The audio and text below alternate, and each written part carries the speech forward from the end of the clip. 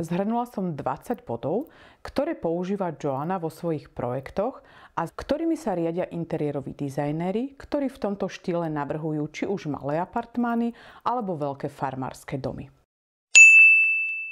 Bod číslo 3 je odkrytá tehla alebo kameň. Surová textúra týchto dvoch materiálov dokáže totiž do priestoru vniesť vidiecký charakter. V tomto modernom prevedení je postačujúca jedna akcentová stena, prípadne obloženie krbu a často býva natreté bielou farbou, aby sa zachoval čistý a viac moderný ako rustikálny vzhľad. Medzi moje obľúbené dizajnerky patrí tiež Emily Henderson, ktorá ako jedna z mála dizajnérok dokáže veľmi jednoducho prepínať medzi interiérovými štýlmi a nemá problém vytvoriť americký vidiecký interiér či eklektický farebný priestor.